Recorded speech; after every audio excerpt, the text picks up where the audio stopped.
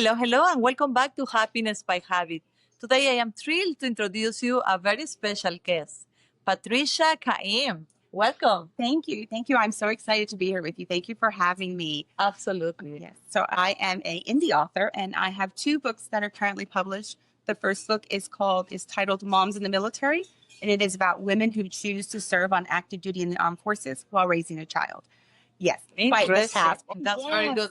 Yes. I interviewed 20 other military moms for this, and we just talk about things like the decision to serve and raise a child, decision to how do you do it while you're raising a child without that familial support, how you handle separation from your family due to military commitment, some of the good, some of the bad. And then they offer some tips of advice that works for any working mom about how to make it all work, career and motherhood. And then I have a collection of poetry, and it's titled Shrouded in Words. And I wrote that one because I feel like sometimes we walk around and we kind of shroud ourselves in words like, I'm okay, that didn't hurt, I'm fine. That's really not the case. So I thought I would open up and share my thoughts on a lot of different things, and in hopes that it would encourage others to do that. Because I feel like when we're open, especially with our inner circle, but with the people you work with, the people you communicate with, if you're more open, they can really see the real you and you can communicate a little bit better.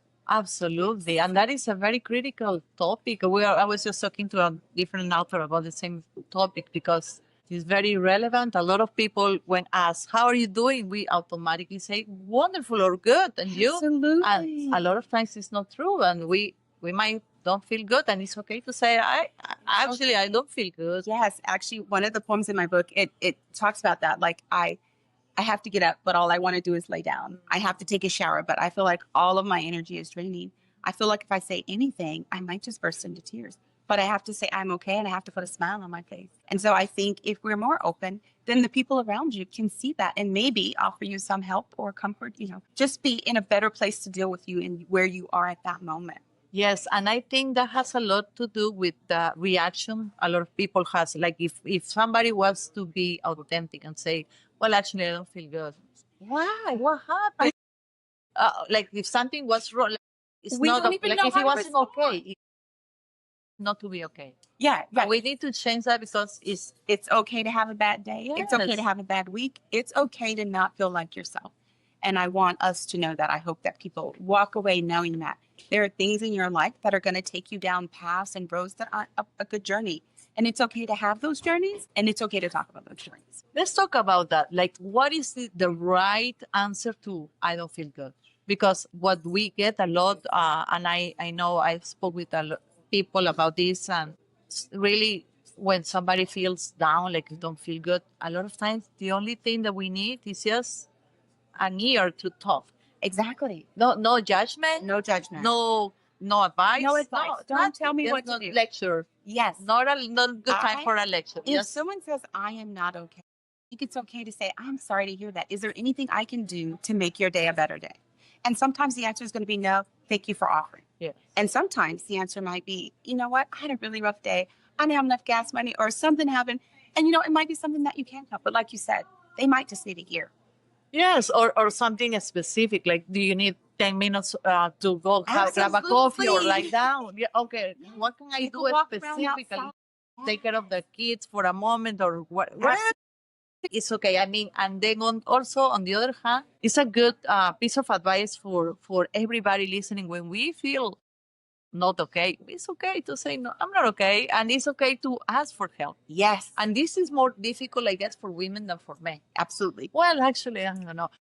Women, we try to be like the superhero. We try to We do it all. And we're the primary caregiver in most situations in our country. And I think we feel like if we have to ask for help, we're doing something wrong. exactly. When that's not the case.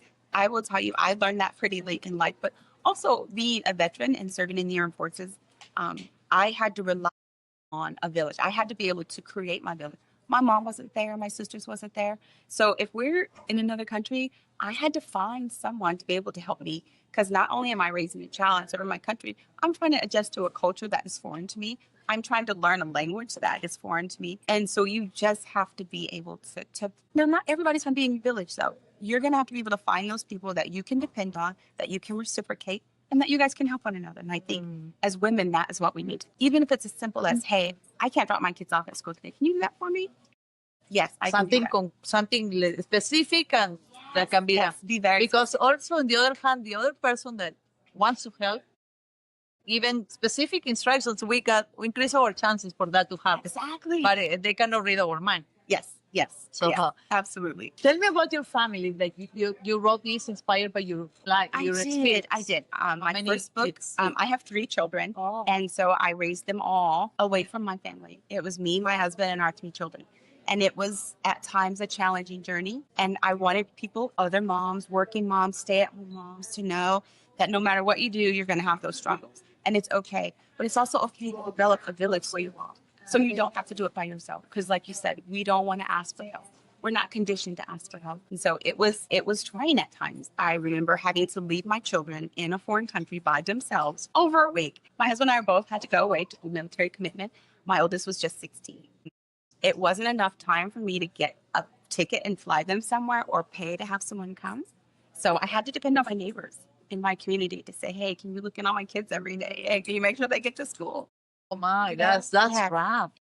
Yeah, it's a challenge that people don't think about when you're in the armed forces and you're so far away from your family. Absolutely. How old are your kids now? Right now, they are 30, 31, and 36. Really? Yes. Oh, the adult kids. Oh, I do. You had them when you were 15? Oh. Or what? I'm Oh, coming up on my 60th birthday. no way. Oh my 60 gosh. in a couple of Well, the books tell us your beauty secrets.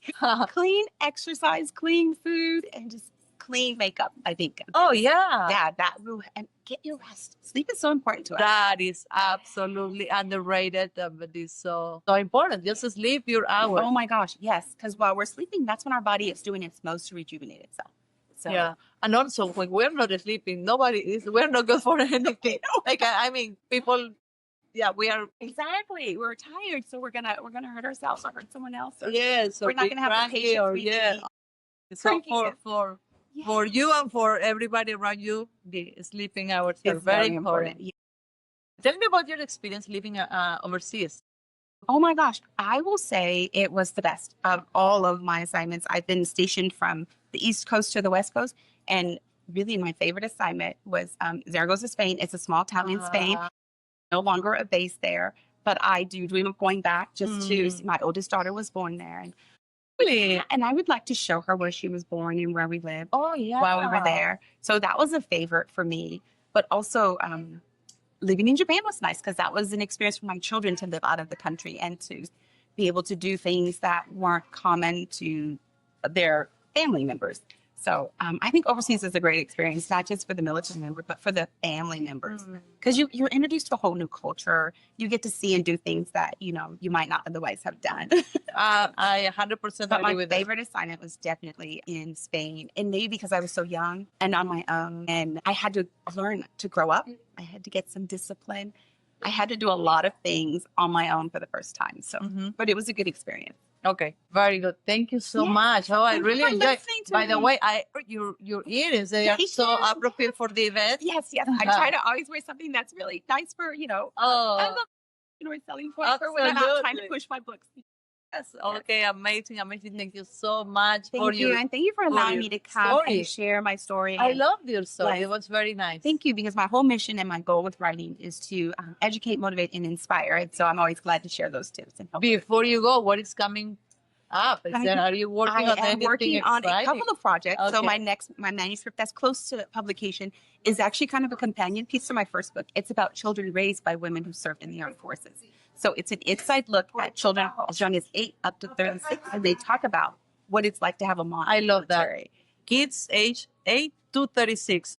So that's Some coming up. people under 36 are still. They still, yes. So that's coming up, and I'm starting a new manuscript, and it is about people who migrate to the U.S. And I want to be able to tell their story. I think if we as citizens can walk in their shoes, kind of realize that sometimes when they come here, they have no money, or they don't speak the language, or they don't have a job lined up, or they're leaving their family members at home. And I think we really need to appreciate what they do to come here, and how I think we need to be empathetic and compassionate with people who decide to migrate to our country. I want to share that with people, and I want to encourage people to hear their story, see what they have to say. Yeah. I think you'll be amazed at what they do to Absolutely. get here. Absolutely. Well, thank you so much, Thank you Patricia, for for your. having me. And you know where to get the books now. Yes, they're available on Amazon. You can also visit my website, patriciaqaiyyim.com. Okay, how do you spell your last name? Qaiyyim. All right, you Yes. got that right. Hopefully. Yes. Oh well, thank you so much. Thank you so much.